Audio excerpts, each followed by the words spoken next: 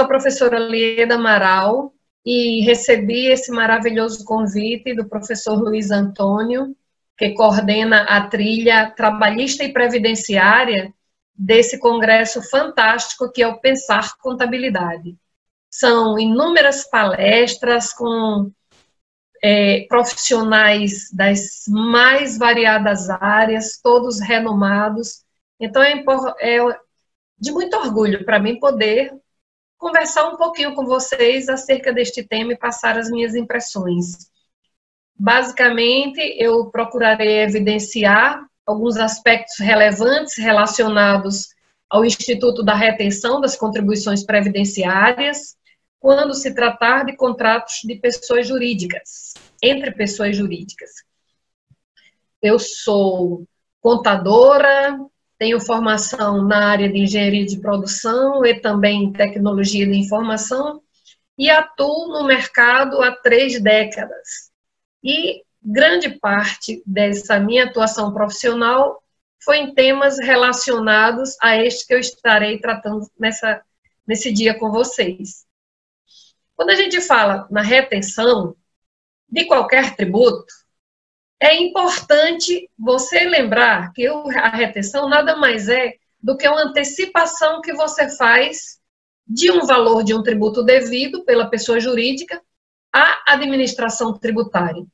No nosso caso, desse tema que estamos abordando, a retenção de contribuições previdenciárias, a instituição de contribuições previdenciárias está prevista em nossa Carta Magna, Constituição Federal, em seu artigo 195. E, inclusive, as fontes de financiamento para o sistema de Seguridade Social estão neste capítulo da Seguridade Social, no artigo 195, onde aponta as seguintes fontes das pessoas jurídicas, as empresas de uma forma geral, do lucro, do faturamento e da remuneração dos trabalhadores ao seu serviço. Então, a Lei 8.212, que é o Plano de Custeio Previdenciário, no seu artigo 31, trata especificamente desse Instituto da Retenção de Contribuições de Pessoas Jurídicas, mas eu gostaria de fazer, junto com vocês aqui, uma pequena evolução contextualizada da história desse Instituto da Retenção. Até janeiro de 1999, não existia no sistema previdenciário a possibilidade de retenções de pessoas jurídicas, como hoje, esse é dos 11%. Até então, era a figura do responsável solidário com o executor, que estava presente. Quando uma pessoa jurídica contratava outra para lhes prestar serviços, em que tivesse cessão de mão de obra, ela exigia do prestador de serviços que apresentasse as guias.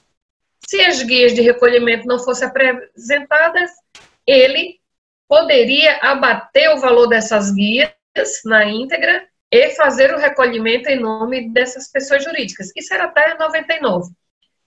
A partir de fevereiro de 99, passou a obrigação de reter 11% do valor bruto da nota fiscal ou fatura de prestação de serviço e recolher essa importância retida.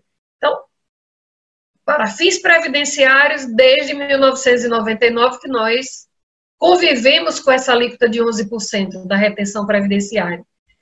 Em 2003, foram acrescentadas alíquotas adicionais a esses 11%, naquelas condições em que os trabalhadores exercessem atividades que prejudicassem sua saúde ou integridade física. Então, foi acrescida alíquotas de 4%, 3% e 2% para quem tivesse direito à aposentadoria especial de 15, 20 ou 25 anos de trabalho. Em relação às empresas optantes pelo Simples, as microempresas ou empresas de pequeno porte que forem tributadas na forma do anexo 4 da Lei Complementar 123, desde janeiro de 2009, também tem suas contribuições retidas em 11%. Porque a regra geral para a empresa optando pelo Simples é que não existe o Instituto da Retenção. Se a empresa optando pelo Simples presta serviço para a minha empresa, não há que se falar em retenção. Salvo se for mediante cessão de mão de obra e esta empresa estiver inserida na forma de tributação do anexo 4 da Lei Complementar 123. Nós temos um parecer da Procuradoria-Geral da Fazenda Nacional, o 2122 de 2011, e esse procedimento está corroborado no artigo 191 da IN 971 de 2009. Passando essa contextualização histórica inicial, vamos falar propriamente o que é esse Instituto da Retenção e quando é que eu posso reter os 11% de uma empresa que presta serviço à minha, eu na condição de tomadora. A base de cálculo da retenção é o valor bruto da nota fiscal, fatura ou recibo de prestação de serviços emitido pela contratada. Em que condições? Quando o serviço contratado for prestado mediante cessão de mão de obra ou empreitada. Então, a retenção da pessoa jurídica, repetindo, de 11%, é uma mera antecipação da arrecadação, das contribuições previdenciárias, e incide sobre o faturamento. A empresa contratada por meio de cessão de mão de obra empreitada, ainda que em regime de trabalho temporário, fica obrigada ao contratante a reter 11% do valor bruto dessa nota. Todo e qualquer serviço? Não. Aqueles serviços elencados no artigo 31 da Lei 8.212 e que estão especificados na Instrução Normativa, a IN 971 de 2009. É importante que nós tenhamos clareza do conceito de cessão de mão de obra. Veja que em vários momentos, até aqui da nossa apresentação, eu falei cessão de mão de obra e empreitada.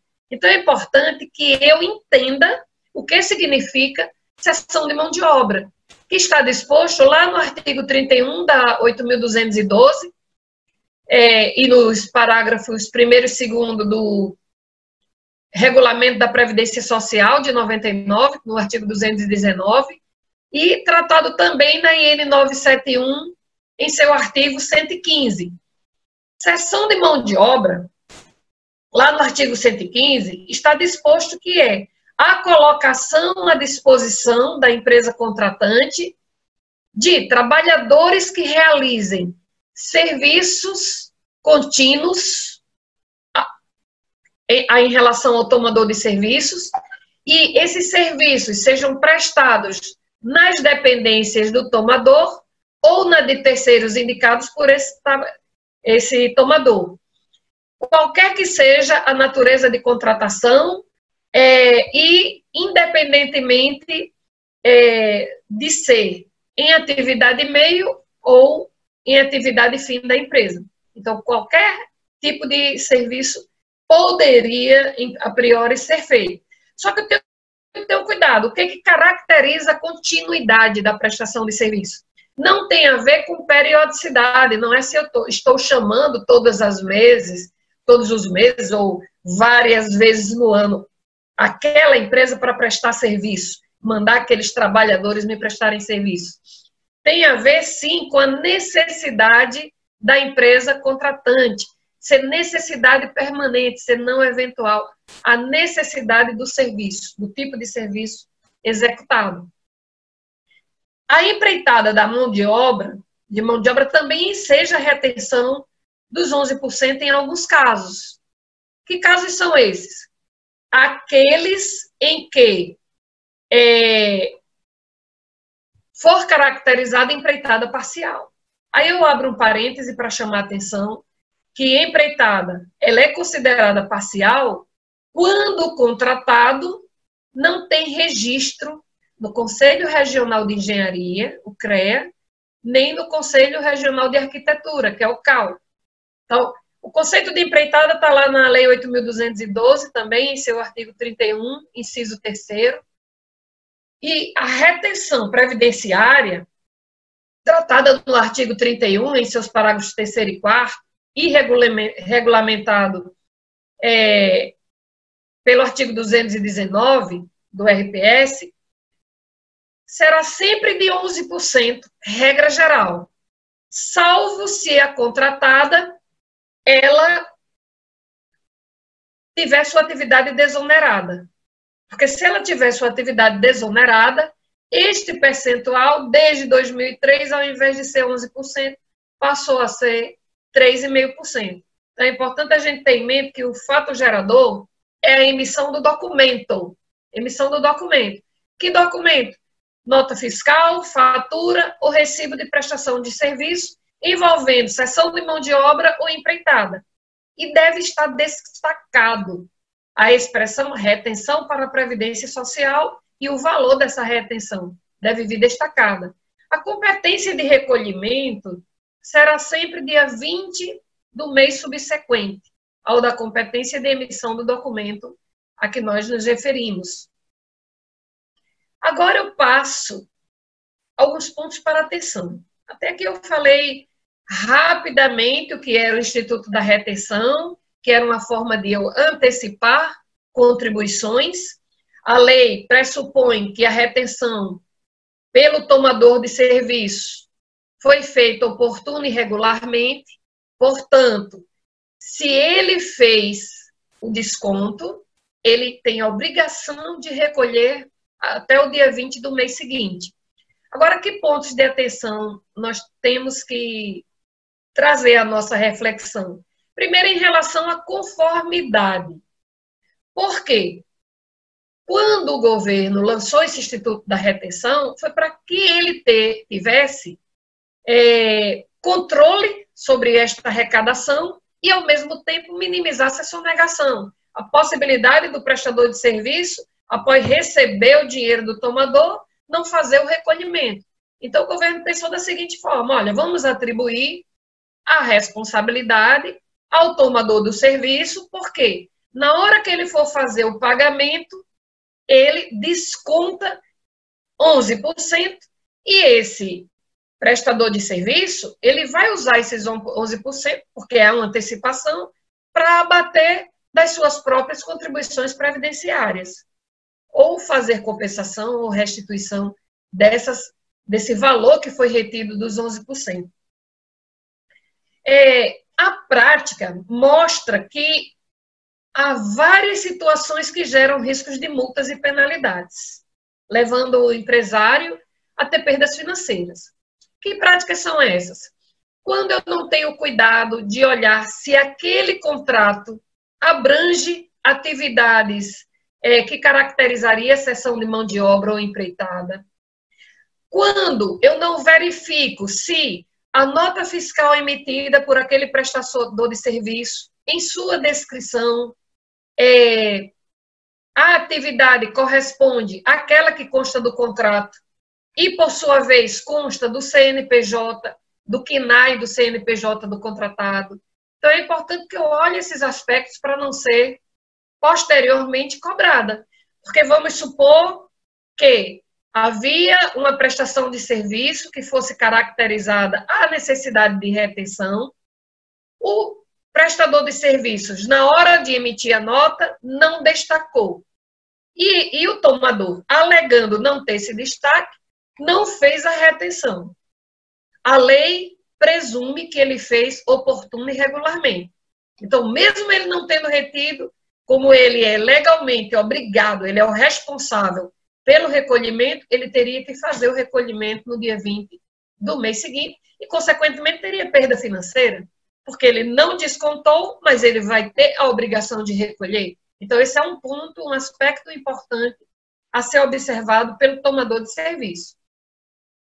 A partir de dezembro de 2015, as alíquotas da contribuição previdenciária sobre a receita bruta tiveram várias alterações. A grande maioria passou de 1% para 2,5%, 2% para 4,5%. Nós ficamos com alíquotas variáveis para a contribuição previdenciária sobre a receita bruta daquelas empresas que têm atividades desoneradas. Mas é importante a gente ter atenção para o seguinte: independentemente de qual seja o percentual sobre a receita bruta que a contratada recolha, seja obrigada a recolher, porque ela, facultativamente, ela opta pela desoneração da folha, mas ao optar, ela tem obrigatoriedade de recolher um percentual específico, dependendo da sua atividade econômica, do seu KNAI, ou do tipo de produto que ela fabrica, e você tem alíquotas que são variáveis e vão até 4,5%. Mas quando se trata de retenção, o tomador do serviço só tem uma única alíquota, 3,5%.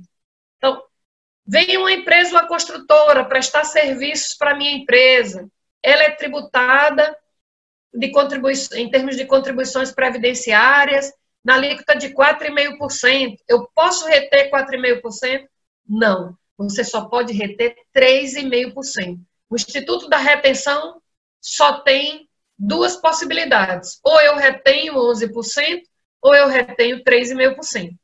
Para eu reter esses 3,5%, a prestadora de serviço tem que comprovar.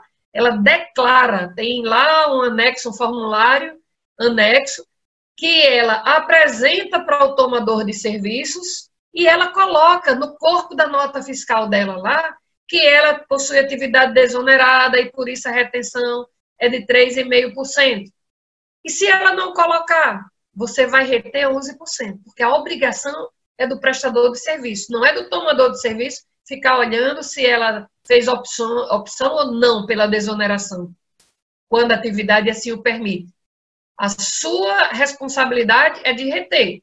Se no corpo da nota tem lá destacado que é 3,5%, que ela optou, fez aquela declaração da opção, apresentou para você, você vai reter 3,5%, senão 11%. Então, bastante atenção quando tiver empresas prestando serviços com atividades desoneradas, porque você corre o risco de, no corpo da nota fiscal, vir valores diferentes. Então, vamos supor que venha 2,5%. Você vai reter 2,5%? Não, você vai reter 3,5%. E se vier 4,5%, você vai reter 3,5%. O percentual de retenção é 3,5% para atividades desoneradas e 11% para as demais atividades. Só existem esses dois percentuais. A Lei 13.161 de 2015, ela tornou a desoneração facultativa, a partir de dezembro de 2015. Todo ano calendário, as empresas que têm aquelas atividades passíveis de desoneração fazem sua opção. No caso de construtora, se ela optar, essa opção é válida até o final da obra. Então, ela declarou uma vez que optou, essa opção vai ser até o final da obra. Nos demais casos, não, porque a opção é anual. É de valer janeiro ou dezembro de cada ano. Todo janeiro, ela opta, recolhe no dia 20 de fevereiro, faz a DCTF, se ela já tiver na DCTF Web, ela vai fazer na REINF essa contribuição sobre a receita bruta da desoneração, senão ela tem o FD contribuições, mas isso todos os anos. Construtora não, construtora. Ou ela vai fazer na data do CNO, ou quando começar o primeiro faturamento da obra. Se ela colocou que optava pela desoneração, essa desoneração vai até o final da obra.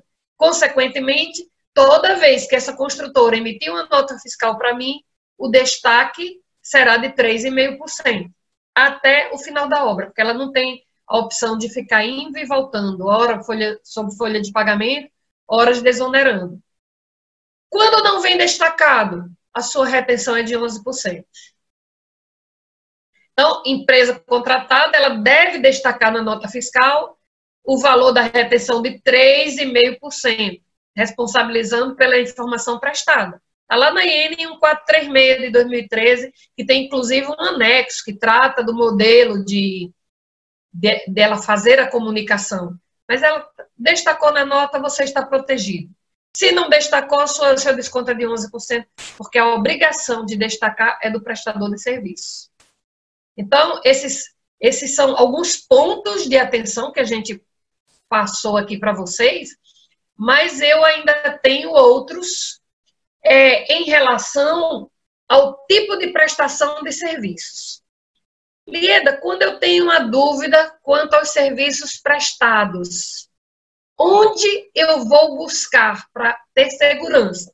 Primeiramente, o artigo 31 da Lei 8.212, mas, especificamente, os artigos 117 e 118 da IN 971 tratam especificamente de uma lista de atividades. E a própria IN diz que aquela lista é exaustiva. Todas as possibilidades de retenção previdenciária estão constantes ali na lista. Ah, mas se eu tiver uma atividade que não se caracteriza e que não está naquela lista, em princípio, não teria essa retenção de 11%, salvo se caracterizar a cessão de mão de obra. Por isso que é importante eu ter o conceito de cessão de mão de obra. Você pode me perguntar, Lieda, quando eu contrato um buffet para oferecer refeições na minha empresa, caracteriza ou não caracteriza a cessão de mão de obra? Aí eu pergunto a você, esse buffet vai simplesmente levar a refeição lá, colocar para servir, emitir uma nota fiscal de venda daqueles produtos? Se a resposta for sim, não há que se falar em cessão de mão de obra. Mas se você me responder, não, Lieda, o buffet vem, ele manda um cozinheiro ou cozinheira para fazer o preparo dos pratos aqui na minha cozinha, faz o aquecimento aqui na minha cozinha, eu determino a quantidade que eles vão fazendo, fica aqui durante o período da hora do almoço, ele usa a minha cozinha industrial para preparar essas refeições, já descaracterizou aquela mera prestação de serviço ou venda de mercadoria. Neste caso, caracterizaria cessão de mão de obra. Por isso que é importante eu ir para a IN 971. Tive dúvida na IN 971. Onde é que eu posso buscar mais informações?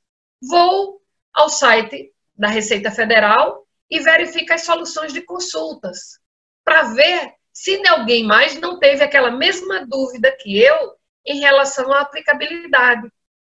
Porque a solução de consulta, se ela foi publicada no Diário Oficial pela COSIT, e o seu caso é exatamente igual àquele da solução de consulta, serve para você.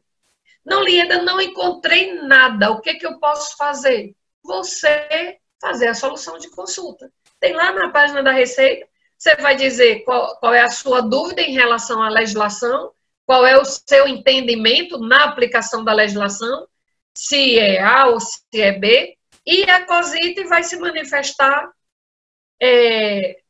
dirimindo sua dúvida, se sua dúvida for quanto à aplicação da legislação, basicamente. Então, você precisa avaliar esses aspectos legais e normativos, desenhar os seus processos na prática, para verificar se há conformidade entre aquilo que está sendo feito na normatização, exigido pela normatização, e está sendo feito na prática. Porque eu tenho atos normativos disciplinadores do Instituto da Retenção e principalmente a IN 971. Eu faço lá. A IN 971 diz que eu tenho um contrato de prestação de serviços. Eu tenho que ir lá na lei de contratação de prestação de serviços terceirizados para ver se aquele contrato é válido. Então eu vou lá na 13.429, que trata de terceirização, e vejo se aquela empresa ela tem o capital social suficiente para aquela quantidade de empregados que está me sendo ofertado naquele contrato, se ela estava autorizada para trabalhar naquela atividade, aquele KNAI constava do seu CNPJ, se o regime de tributação dela permite. Então, tem uma série de fatores que eu devo levar em consideração. Primeiro, o contrato. A legalidade do contrato.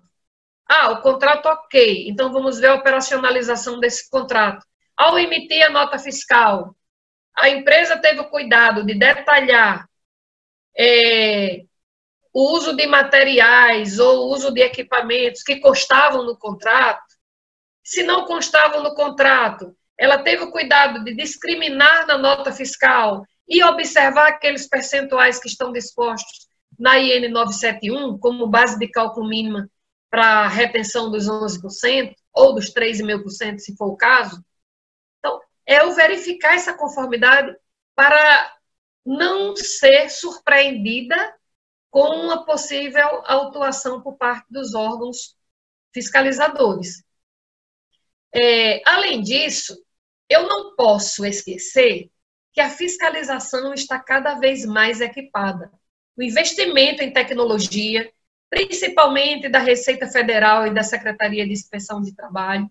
Eu falo aqui da Receita Federal por causa da arrecadação da contribuição previdenciária. O órgão fiscalizador é a Receita Federal, e ele tem um banco de dados poderosíssimo e um processador, que é o T-Rex, né, o Tiranossauro Rex, que processa todas as informações. E grande parte dessas informações, hoje, estão no Sistema Público de Escrituração Digital, que é o SPED. E a informação da REINF, que é a forma de transmissão atual daquelas empresas que já estão obrigadas a fazer a folha de pagamento no e-social ou na DCTF Web, o recolhimento das contribuições, sempre que tem prestação de serviços com retenção, eles são informados na REINF. Se a empresa ainda não estiver nesse grau de obrigatoriedade, fica um pouco mais difícil para o fisco. Por quê?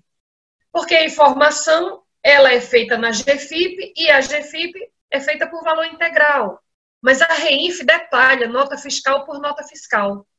O tomador de serviço, ele presta a informação dizendo que a empresa tal emitiu tal nota fiscal e ele reteve 11%, e o prestador de serviço, por outro lado, vai prestar informação também, que prestou serviço para aquele tomador e teve retenção.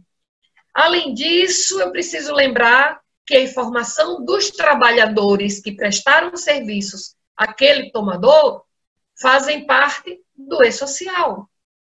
Então, está lá na base do e-social. Então, vamos supor que eu tive um trabalhador que prestou serviços durante o mês de maio inteirinho para uma empresa tomadora, por meio de uma terceirizada, concessão de mão de obra, e ele prestou o serviço, eu entreguei um recibo para o atesto da prestação de serviços, mas a nota fiscal eu só vou emitir lá em julho. Qual seria o momento da retenção?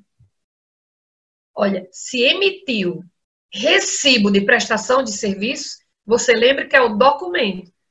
Nota fiscal, fatura ou recibo de prestação de serviços. Emitiu o recibo de prestação de serviços. Vamos supor que essa tomadora informou que tem a retenção de 11%. Lá no mês de abril, dia 20 de maio, fez o recolhimento, dia 15 de maio, fez a informação lá na FD-REINF. E você, como não tinha emitido a nota fiscal, você, prestador de serviço, deixou para fazer essa informação lá em julho. Quando chegar em julho, o que vai acontecer? Você vai informar na REINF, né, que tem essa retenção, que emitiu essa nota fiscal, mas a tomadora não vai fazê-lo, porque já tinha feito lá em maio, quando você prestou o serviço e apresentou o recibo. Então, tem que haver esse cuidado, esse controle, tanto por parte do tomador, quanto do prestador do serviço, senão ambos vão cair em malha. Um dos dois está equivocado. A qualidade dos dados gerados, ela tem que ser certificada. Faça um checklist, porque causa reflexos no e-social, quando ele não associa, por exemplo, o empregado a uma nota fiscal declarada. Isso compromete a integridade das informações. E sempre que comprometer a integridade das informações, você tem risco. Risco de criar um passivo trabalhista, você tem risco de uma autuação pelo órgão fiscalizador, inclusive, do ponto de vista do tomador de serviços, ele pode quebrar o contrato por você não cumprir as suas obrigações tributárias, você prestador de serviço. Uma das mudanças que a REINF trouxe com a sua implantação foi justamente a alteração da forma e a periodicidade. Mensalmente vão essas informações, tomador e prestador, e de forma simultânea. O tomador está dizendo que a nota fiscal 001 que você emitiu teve X de retenção. Você vai estar dizendo que tem direito a uma dedução do seu DARF previdenciário em função daquele valor que foi retido e informado na REINF. Então, falhas nas retenções hoje são facilmente identificadas. Mas, se você tiver em mente que, primeiramente, tem que compreender na sua essência o conceito de cessão de mão de obra e de empreitada, você vai conseguir, de uma certa forma, garantir que a aplicabilidade prática seja feita de uma forma mais tranquila. Eram basicamente essas informações que eu trouxe à guisa de reflexão, porque siglas, alíquotas, pormenores de leis aparecem todos os dias e algumas vezes os nossos empresários ficam um tanto perdidos, mas é primordial que ele conte com uma orientação especializada. Conte com o seu contador, com o seu analista jurídico, porque isso evita que a empresa cometa erros, que tenha custos com retrabalho, além de evitar as multas e penalidades. Esses eram os principais aspectos que eu gostaria de abordar com vocês. Espero que tenha sido útil. Deixo com vocês os meus contatos nas redes sociais, principalmente aí no meu Instagram, Scout Lieda, mas eu tenho também um canal no YouTube, o meu e-mail institucional, sou professora da BSSP, lieda.amaral@bssp.edu.br, e convido vocês a acompanharem as demais palestras dessa maravilhosa trilha trabalhista e previdenciária. E também coordeno 2 outras trilhas, as trilhas de contabilidade raiz, onde tratamos de aspectos societários da contabilidade, seus atos normativos, NBCTG e CP6, e uma outra destinada às mulheres. Mas vocês lembrem que esse congresso tem 18 trilhas e muito conhecimento para ser expandido. Conto com a participação efetiva de vocês e até breve. E mais uma vez agradeço ao professor Luiz Antônio pela oportunidade e pelo convite que me foi feito. Até o nosso próximo encontro.